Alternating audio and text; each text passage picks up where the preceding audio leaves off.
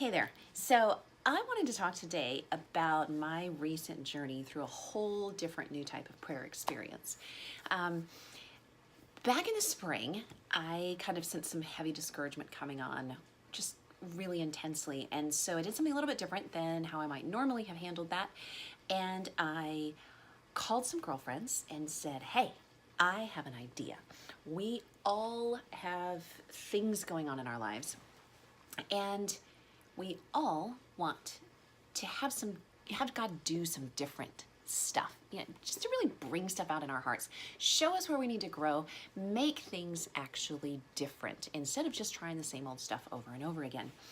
And so this week, we ended 40 days of daily prayer together. And here's what I have learned on that journey. When it comes to sitting down and just talking to God in a structured way, we really don't know how to do that. And nobody teaches us how to pray with power, how to communicate with God, how to consecrate ourselves to God. It's kind of these just nebulous, give yourself to God and ask Him into your heart kind of things. And that's a great place to start. But what about beyond that? What do we do after that? So here are some of the things that I've learned. One, it's really, really incredible when you decide to stop focusing on getting rid of bad stuff in your life, getting rid of negative attitudes, and actually focusing on building the positive things. Because you know what happens? The more you spend time filling your mind up with good, positive, healthy things, the more it crowds out all the negative and all the bad, and there's just not enough space left for it. Here's another one. It quieted my mind. Now, those memes that they have where it's like, here's a man's mind, one tab open. Here's a woman's mind, 14,732 tabs running simultaneously. Some of them are frozen, some of them are reloading, some of them are crisscross. Yeah, they wrote those memes about me. My brain has always been on overdrive, almost always, for as long as I can remember, I can always be, in any given moment, processing a dozen different angles for a dozen different problems each on, if this doesn't work, then I'll be doing that, and then there'll be this conversation, and this person's probably going to respond like that, and this, and this, and this. Just constant data processing in my head. And a few days ago, I was driving down the road, and I started having one of those mental conversations with myself. It's not actually happening. It may not actually ever happen, but it's going on really, really loud inside my head as I'm going through how to solve this problem. And so my brain is just, and then I stopped and I thought, you know what? I don't really need to worry about that right now. I don't have enough information, and God will figure it out.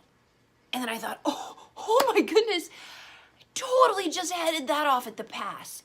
That had the capacity, the potential to take over my entire day, maybe my night, maybe some of tomorrow too, because it was kind of a big thing that I was talking about in my head with myself.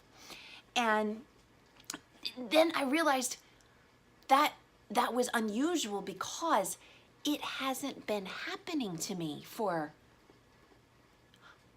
weeks. Wow. All of this time I've been spending in prayer every day, it has shut down the noise in my head. Wow. And I just had this total God praise moment right there at the stoplight. And my kids are like, Mommy, are you talking to yourself? Yeah, I do that sometimes. But yeah, the quiet mind, so incredible.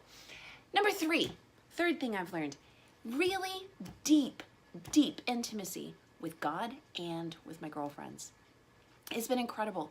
Spending time, we started out 15-20 minutes of prayer. Now it's more anywhere from an hour to 3 hours a day of prayer. And don't ask me how we get everything else done, but everything else still gets done.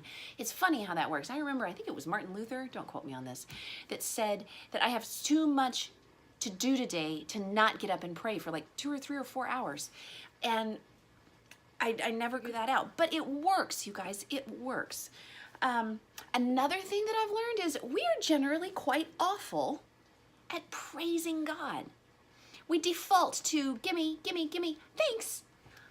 You know, assuming we got what we wanted. But we are not naturally trained and disposed to praising God for who he is, for what he does, for how he works, for the way that he rules. And you know what? God is incredible. In a world that is so ruled by wickedness and evil and trickery and deception and just sociopathic wickedness, God is the one who cannot lie. Not just won't lie, but cannot. He's the one who's committed to the truth. He's the one who's committed to wanting us to come and love him freely without any coercion or force. When was the last time someone did that for you? Along that line, the fifth thing I've learned is that spiritual warfare is a real thing. And I've always known that. But, you know, just seeing it happen and seeing things taking place and seeing God work in incredible ways, praying for your kids, praying for truth to be revealed, praying for God to do things in people's hearts, praying for circumstances, praying for God to reveal things in heart that I need to deal with and dredge those up so that they can be addressed. Incredible. So here are my thoughts from day 40 days of prayer. Yeah, we're not stopping right here. We're going to start another 40 days and we're just going to pick a new theme. This last theme was praise, learning how to praise. We're going to keep going. And I can't wait to see what God does in the next 40 days. I'm thinking there will probably be some challenges and trials and tests and some amazing answers to prayer. But my whole point with this is just to encourage you. If you are wanting greater intimacy with God, are wanting to deepen friendships with people that you know also want to have greater intimacy with God, why not try that? Try a season of daily prayer where you immerse and surround your thoughts and your minds with this total spiritual bath. Fasting from everything else. Secular media, secular entertainment, secular music. Turn on a podcast, turn on a sermon, turn on praise music, turn on something that uplifts you and just see what happens. Who knows? Might totally change your life. And if it does, why don't you drop me a note? I'd love to see how it goes.